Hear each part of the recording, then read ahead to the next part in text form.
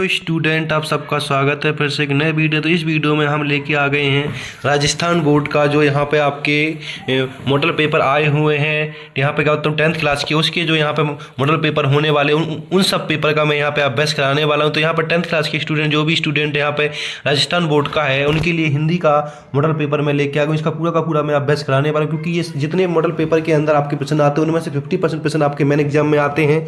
तो इस model paper को आपको 2 से 3 बार अच्छे से देख लेना और जो क्वेश्चन मैं बताने वाला हूं वो सारे के सारे क्वेश्चन आपको अच्छे से याद कर लेने हैं। उनके आंसर भी इसी वीडियो में बताने वाला हूं पूरा। तो वीडियो को आपको यहाँ पर लास्ट तक देखना है।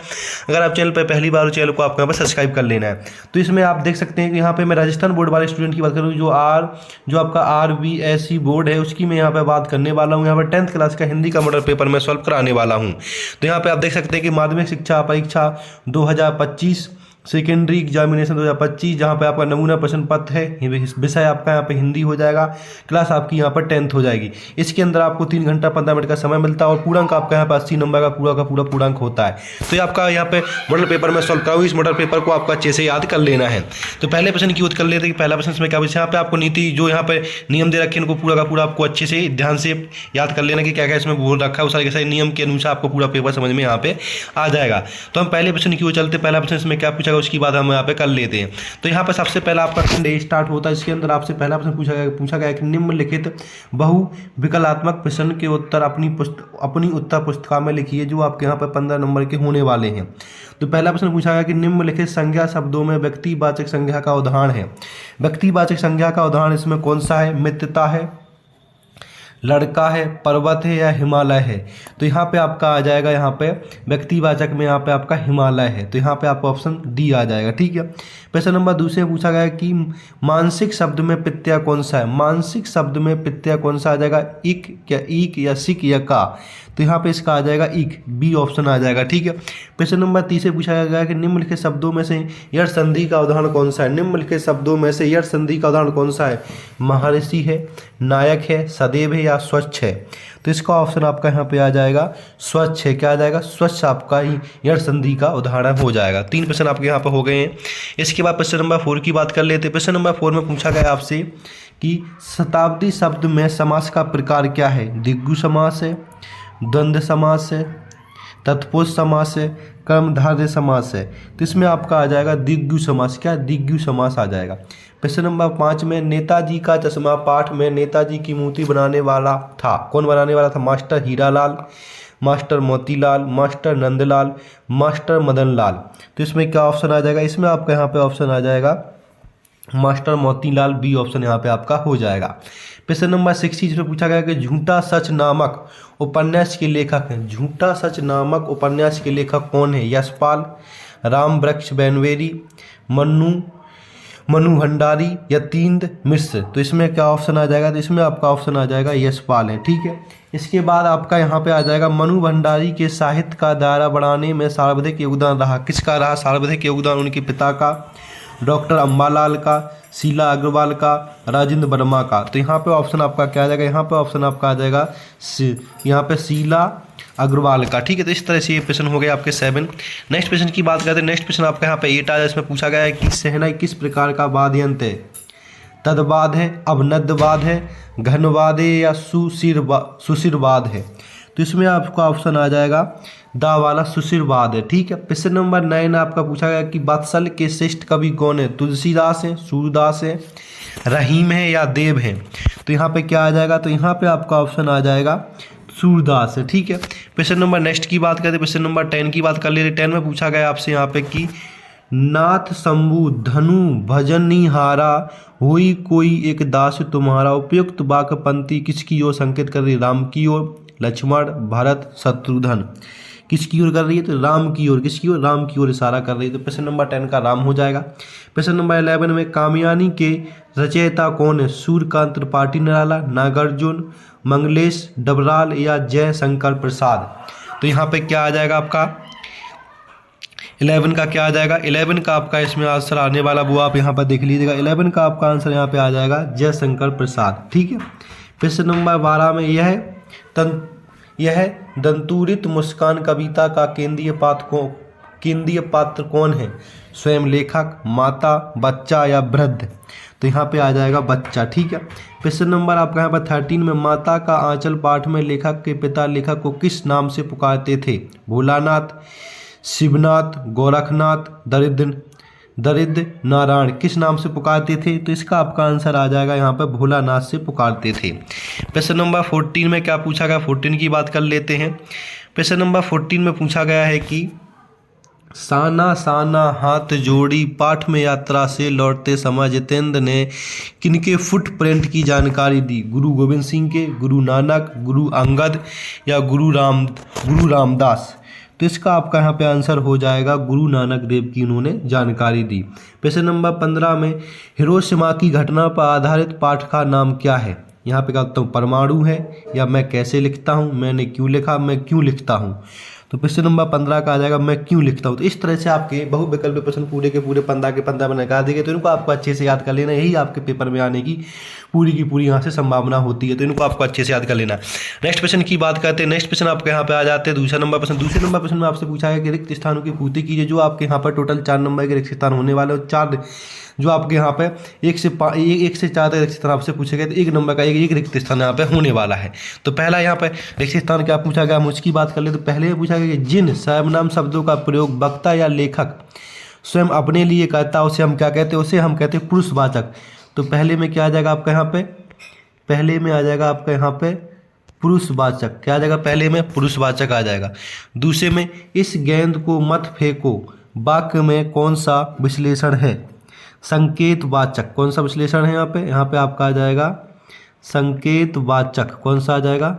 संकेतवाचक। ठीक है, इसके बाद प्रश्न नंबर हम यहाँ पे बात करने वाले हैं तीसरे की। तीसरे पूछा गया ऐसे शब्द जिनके रूप में लिंग, वचन, काल आदि के कारण कोई परिवर्तन नहीं होता उन्हें क्या कहते हैं? उन्हें हम आव्य कहते हैं। तो तीसरे में क्या आ जाएगा आपका यहाँ पे? आव्य आ जाएगा। तीसरे में आपका यहाँ पे अब आ जाएगा। प्रश्न नंबर 4 की बात करने वाले। 4 में पूछा गया कि संयोग शब्द में उपसर्ग, संयोग शब्द में कौन सा उपसर्ग है? तो यहाँ पे आपका आ जाएगा सम उपसर्ग है। कौन सा है? सम उपसर्ग है। संयोग शब्द में कौन सा? सम उपसर्ग। तो यहाँ पर 4th में सब। इस तरह से आपके फिल इन द ब्लैंक्स पूरे हो गए। तो इस पेपर को मैं पूरा का पूरा सॉल्व कराने वाला हूँ विद सॉल्यूशन। तो बस वीडियो को आपको ज़्यादा से ज़्यादा शेयर करना है। अगर आप चैनल पर पहली बार, चैनल को आपको सब्सक्राइब करना नहीं भूलना है। अब हम नेक्स्ट क्वेश्चन की बात करें। नेक्स्ट क्वेश्चन आपके यहाँ पे आ जाता है तीसरा प्रश्न, जिसमें आपके सामने देखिए तीसरे प्रश्न में क्या बोला। तीसरे प्रश्न में बोला कि निम्नलिखित आप पठित गद्यांश को पढ़कर पूछे गए प्रश्नों के उत्तर अपनी उत्तर पुस्तिका में लिखे। जो 1 से 5 प्रश्न, 1 से 4 प्रश्न पूछे गए हैं, जो आपके यहाँ पर टोटल 6 नंबर के प्रश्न यहाँ पे होने वाले। एक आपके सामने गद्यांश दिया, इस गद्यांश को पढ़ के नीचे दिए गए प्रश्नों का आपको यहाँ पे आंसर देना है। तो यहाँ पर सबसे जो पहला प्रश्न आपसे पूछा गया उसकी हम बात यहाँ पे कर लेते हैं। तो पहला प्रश्न आपसे यहाँ पे पूछा गया कि उपयुक्त गद्यांश का उचित शीर्षक लिखिए। इसका शीर्षक क्या? इसका शीर्षक हो जाएगा आपका यहाँ पे क्रोध और भय। क्रोध और यहाँ पे भय हो जाएगा। आपको यहाँ पे भी मिल जाएगा, देख सकते हैं इस पैराग्राफ में ज़्यादा का क्रोध और यहाँ भय की बात हुई है, तो इसलिए इसका शीर्षक क्रोध और भय हो जाएगा। दूसरा पूछा गया कि भय को परिभाषित कीजिए। भय को परिभाषित करना, भय क्या होता है? तो भय को परिभाषित करने के लिए इस बात को आपको पढ़ लेना है। यहाँ पे कहीं लिखा हुआ तो देख सकते हैं यहाँ पे भय के लिए कारण का निर्दिष्ट होना जरूरी, इतना कर मालूम कर लीजिए दुख हानि। तो यहाँ से आपको यहाँ पे क्या कर लेना है, यहाँ से आपको उसी को भय कहते हैं। देख सकते हैं आप यहाँ पे ये लिखा है। तो यहाँ से आपको लिख लेना है भावना या दुख के कारण साक्षरता या एक प्रकार के आवेग को। तो इस तरह से आपको यहाँ भावना से लेके कहाँ से, प्रश्न नंबर दूसरे का लिख लेना आपको भावना से लेके भय कहते हैं। इस 2 लाइन आपको लिख लेनी है दूसरे वाले प्रश्न में। ठीक है, प्रश्न नंबर तीसरे में क्या पूछा गया? तीसरे की बात कर लेते। तीसरे में पूछा गया है कि यहाँ पर तीसरे में पूछा गया, वो तीसरे की बात हम यहाँ पे कर लेते। प्रश्न नंबर तीसरे में पूछा गया उसकी यहाँ पे बात कर लीजिए। प्रश्न नंबर तीसरे में पूछा गया कि दुख के कारण पर प्रभाव डालने के लिए कौन व्याकुल करता है? कौन व्याकुल करता है? तो यहाँ पे आपको कौन की जगह क्रोध, कौन करता है? क्रोध करता है। तो क्रोध लिख देना तीसरे में। चौथे में क्या पूछा गया? चौथे की बात, चौथे में पूछा गया कि गद्यांश में से विपत्ति शब्द का पर्यायवाची शब्द ढूंढ कर लिखिए। विपत्ति, तो विपत्ति का क्या हो जाएगा? विपत्ति का आपका यहाँ पे हो जाएगा आपदा। क्या हो जाएगा? आपदा। तो यहाँ पे आपदा कर लेना है। प्रश्न नंबर 5 की बात करते हैं। प्रश्न नंबर 5 में पूछा क्रोध कब प्रकट होता है? क्रोध कब प्रकट होता है? तो इसको पूरा का पूरा यहाँ पे पैराग्राफ आपको पढ़ लेना। इस पैराग्राफ में कहीं ना कहीं लिखा होगा कि क्रोध कब प्रकट होता है, तो इसको आपको यहाँ पर देख लेना। तो इसमें आपको यहाँ पे देख सकते हैं, यहाँ पे आपको सिर्फ 4 प्रश्न सॉल्व करने थे। जैसे क्रोध कब प्रकट होता, तो यहाँ पे लिखा क्रोध दुख के कारण के रूप में बोध के बिना होता है, बोध बिना नहीं होता। तो यहाँ पर क्रोध प्रभाव डालने के लिए चेतन समझ जानबूझकर दुख पहुँचाया तभी क्रोध होगा। तो यहाँ से लिख लेना आपको उसने जानबूझकर क्या। प्रश्न नंबर 5 में लिख लेना यहाँ से यहाँ तक लिख लेना आपको होगा। ठीक है। प्रश्न नंबर 6 में क्या पूछा था, भाई के लिए क्या जरूरी नहीं है। भाई के लिए, प्रश्न नंबर 6 में भाई के लिए क्या जरूरी नहीं है, तो नीचे वाला लिख लेना इस कारण के निर्देशित नहीं। इस तरह से आपका यहाँ पर 3rd नंबर प्रश्न पूरा का पूरा सॉल्व होता है। प्रश्न नंबर 4 की बात कर ले। प्रश्न नंबर 4 भी इसी तरह है आपको कि यहाँ पर आप पढ़ित पद्यांश दे रखा है। इस पद्यांश के ऊपर नीचे दिए गए प्रश्नों के उत्तर आपको देना। इस पद्यांश को पढ़ लेना और नीचे दिए गए प्रश्नों के आपको यहाँ पे उत्तर देना है। तो यहाँ पे हम पहले प्रश्न की बात करते हैं। पहले प्रश्न में आपसे पूछा गया है कि उपयुक्त पद्यांश का उचित शीर्षक क्या है। इसका शीर्षक क्या होगा, शीर्षक को आपको यहाँ पर देखना है और इसके आधार पर आपको इसको निकालना है पंक्तियों को पढ़ के। तो पहले में आपका यहाँ पर शीर्षक क्या आ जाएगा, पहले में आपका आ जाएगा आत्मनिर्भर, क्या आ जाएगा यहाँ पे आत्मपरिचय, क्या आ जाएगा आत्मपरिचय आपका यहाँ पे आ जाएगा। शीर्षक का नाम आत्मपरिचय लिख लेना पहले में। प्रश्न नंबर 2 में पूछा गया कि उपयुक्त पद्यांश में रेखांकित पंक्तियों का आशय स्पष्ट कीजिए। इनका आशय क्या है ये बता देना है। प्रश्न नंबर 3 में काव्यांश में कवि किसका पान करता है, तो यहाँ पर लिख देना आपको प्रेम की मदिरा का पान। क्या कहता है, प्रेम की मदिरा। तो यहाँ पर लिख देना है प्रेम की मदिरा का पान करता है। ठीक है। 3 में। प्रश्न नंबर 4 में पूछा गया कि जग किसको पूछता है। जग किसको पूछता है, जग उसको पूछता है जो उसकी हाँ में हाँ मिलाता है। तो इतना लिख देना आप, जग उसको पूछता है जो उसकी हाँ में हाँ मिलाता है। प्रश्न नंबर 4 का ये आंसर आपका यहाँ पे हो जाएगा। प्रश्न नंबर 5 में पूछा गया कि उपयुक्त पद्यांश की मूल संवेदना क्या है, तो इसमें आपको लिख देना कि जीवन के सभी उत्तरदायित्व को निभाते हुए, जीवन के सभी उत्तरदायित्व को निभाते हुए। प्रश्न नंबर 5 में। प्रश्न नंबर 6 में पूछा गया कि कवि किसका गान करता है, तो कवि मन को सुख देने वाले अपने मन के विचारों का गान करता है। कवि अपने मन के विचारों का गान करता है जो उसको सुख देता है, उसका ये गान करता है। इस तरह से आपका प्रश्न नंबर 4 पूरा हो जाता है। अब हम बात करने वाले खंड बी की। खंड बी में क्या पूछा गया उसकी यहाँ पे बात करने वाले। खंड बी में आपसे पूछा गया, देख लीजिएगा, निम्नलिखित लघुआत्मक प्रश्नों के उत्तर लगभग 40 शब्दों में आपको देने। इन सब के उत्तर आपको इसी वीडियो में मिलने वाले। वीडियो को आपको यहाँ पर लास्ट तक देखना है। इन सब के आंसर आपको यहाँ पर लास्ट में मिलने वाले हैं, तो वीडियो को आपको यहाँ पर लास्ट तक देखते रहना है। तो यहाँ पे आप देख सकते प्रश्न नंबर 5 पूछा गया कि संगीत को संपूर्णता एवं एकाधिकार से सीखने की जिजीविषा को अपने भीतर जिंदा रखा। उपयुक्त कथन किसके संदर्भ में व क्यों कहा गया है, ये आपका 2 नंबर का प्रश्न होता है। प्रश्न नंबर 6 में पूछा गया कि हमारी संस्कृति पर मनी विषयों का क्या प्रभाव पड़ा, पठित पाठ के आधार पर लिखिए। प्रश्न नंबर 7 में पूछा गया कि संगतकार का गायन में योगदान लिखिए। 8 में पूछा गया कि आत्मकथ कविता का मूल भाव लिखिए। ठीक है। प्रश्न नंबर 9 की बात कर लेते। प्रश्न नंबर 9 को देखें। प्रश्न नंबर 9 में पूछा गया कि मैडम या मैदानी नहीं पहाड़ी इलाका है, यहाँ कोई भी आपको चिकना बर्फीला नहीं मिलेगा। उपयुक्त वाक्य किसने और क्यों कहा। प्रश्न नंबर 10 में माता का आंचल पाठ के आधार पर ग्रामीण जीवन में बच्चों के जीवन में खेलों का महत्व लिखिए, इसके बारे में लिखते हैं। प्रश्न नंबर 11 में आंखें मंदून मुहावरों का अर्थ लिखकर वाक्य में प्रयोग कीजिए। तो प्रश्न नंबर 11 भी आपको करें। तो यहाँ से हमने 5th से 11 तक के मैं प्रश्नों के आंसर आपको बताने वाला हूँ। बस वीडियो में आपको यहाँ पे बना लेना है। अगर चैनल पर पहली बार, चैनल को आपको यहाँ पे सब्सक्राइब कर लेना है। तो यहाँ पे आप देख सकते हैं, ये आपका यहाँ पे 5th का आंसर है। जो 5th प्रश्न पूछा गया उसका आंसर आपको यहाँ से यहाँ तक पूरा लिख लेना है। प्रश्न नंबर आपका यहाँ पर 6 का आंसर, जिसमें हमारी संस्कृति पर मनी विषयों का क्या प्रभाव पड़ा, पठित पाठ के आधार पर लिखिए। तो ये आपका आंसर 6 का हो जाएगा।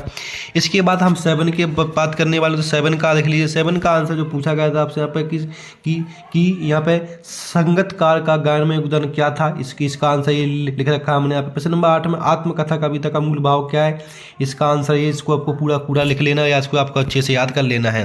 प्रश्न नंबर 9 का देख लीजिए। प्रश्न नंबर 9 का भी आंसर यहाँ पे है। प्रश्न नंबर 10 की बात करते हैं। प्रश्न नंबर 10 का आंसर ये पूरा का पूरा यहाँ पे प्रश्न नंबर 10 का आंसर आपको मिल जाएगा। ठीक है। प्रश्न नंबर 10 का आंसर आपको यहाँ पे मिल जाएगा, देख सकते हैं प्रश्न नंबर 10 का। प्रश्न नंबर आपका यहाँ पे 11 का आंसर ये पूरा का पूरा। तो इस तरह से आपको 11 तक पूरे के पूरे मैंने आंसर कहा दिया। हम नेक्स्ट प्रश्नों की बात करने वाले, उनमें क्या पूछा गया उनके भी आपको आंसर यहाँ पे इस वीडियो में मिलने वाले। तो बस वीडियो को आपको यहाँ पर लास्ट तक देख लेना। चैनल पर पहली बार, चैनल को आपको यहाँ पे सब्सक्राइब कर लेना। तो यहाँ पे आपका पूरा का पूरा 11 तक क्वेश्चन पूरे हो गए थे। अब हम बात करने वाले खंड सी की कि खंड सी में क्या पूछा गया। तो खंड सी में आपसे प्रश्न नंबर 12 में पूछा गया कि निम्नलिखित पठित गद्यांश को पढ़कर पूछे गए प्रश्नों के उत्तर दीजिए। जो आपका यहाँ पर 4 नंबर का ये पूरा का पूरा गद्यांश, इस गद्यांश को पढ़कर नीचे दिए गए प्रश्नों के आपको यहाँ पर आंसर देने हैं। इसके अंदर पूरे के पूरे आपसे 4 प्रश्न पूछे गए, इन चारों के चारों प्रश्नों के आपको आंसर देने हैं। तो इसके भी आंसर मिलने वाले, या फिर आप अथवा वाला कर सकते हैं। इन दोनों में से कोई एक प्रश्न आप कर सकते हैं। इनमें 2 प्रश्न पूछे जाएंगे, 2 में से कोई प्रश्न करना होता है। अथवा वाला प्रश्न भी आप कोई कर सकते हैं। प्रश्न नंबर 13 देखेंगे। प्रश्न नंबर 13 में भी सेम यही है। प्रश्न नंबर 13 में आपके यहाँ पे इसमें निम्नलिखित पठित पद्यांश को, इसमें आपको पद्यांश दे रखा है, इस पद्यांश को पढ़कर नीचे दिए गए प्रश्नों के आपको आंसर देने। इन सब के आंसर आपको इस वीडियो में अथवा वाला प्रश्न देखेंगे, अथवा वाले में सेम यही है। प्रश्न नंबर आपका यहाँ पे 14 पूछा गया। तो 14 प्रश्न नंबर आपका यहाँ पर 3 नंबर का होने, इसमें पूछा गया कि नहीं साहब वो लगड़ा क्या जाएगा फौज में, पागल है पागल है। पान वाले के द्वारा कही पंक्ति में कैप्टन के प्रति पान वाले की क्या सोच रही होगी, कल्पना के आधार पर लिखिए। जो सबको यहाँ पर 60 से 80 शब्दों में लिखना है, ठीक है। या फिर अथवा में आप यहाँ पे लिख सकते कि अपने भाई बहनों का सहारा लगा माँ के साथ था, लेकिन निहायत असहाय मजबूरी में लिपटा उनका यह त्याग, कभी मेरा आदर्श नहीं बन सका। आपके अनुसार मनु भंडारी की माँ उसके लिए आदर्श क्यों नहीं बन सकी। या ये प्रश्न नंबर 15 पूछा गया कि यहाँ पे संगत का कविता के माध्यम से कवि ने समाज निर्माण में किन लोगों के योगदान को बताया है। ये 3 नंबर लिखना है। या फिर आप अथवा में लिख सकते हैं कि उद्धव गोपियों के किशन के प्रति अन्य प्रेम को समझने में असमर्थ क्यों रहे। प्रश्न नंबर 16 में कवि नागार्जुन के व्यक्तित्व एवं कृतज्ञ के बारे में लिखिए। या फिर अथवा में प्रश्न राम वृक्ष बैनपुरी के व्यक्तित्व एवं कृतज्ञ के बारे में लिखिए। इन दोनों में से कोई एक प्रश्न आप यहाँ पे कर सकते हैं, ठीक है। इसके बाद आपके यहाँ पे खंड सी की बात आ गई। खंड सी की बात करने वालों, बस वीडियो में आपको यहाँ पे बना लेना है। अगर चैनल पर पहली बार चैनल को आपको इसको सब्सक्राइब कर लेना है। तो पूरे के पूरे आपके यहाँ पे कराए जाएंगे पेपर, बस वीडियो में आपको यहाँ पे बना लेना है। तो आपके यहाँ पे प्रश्न नंबर 12 से आंसर बताने वालों, बस वीडियो में आपको यहाँ पे बना लेना है। तो यहाँ पे आप देख सकते हैं कि प्रश्न नंबर 12 के आंसर दे रखे हैं यहाँ पे। तो पहले का आंसर ये है, इसका शीर्षक क्या है। प्रश्न नंबर दूसरे का आंसर ये है, ठीक है।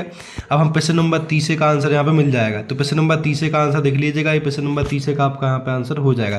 तो इस तरह से प्रश्न नंबर आपका 12 पूरा का पूरा हो जाता है।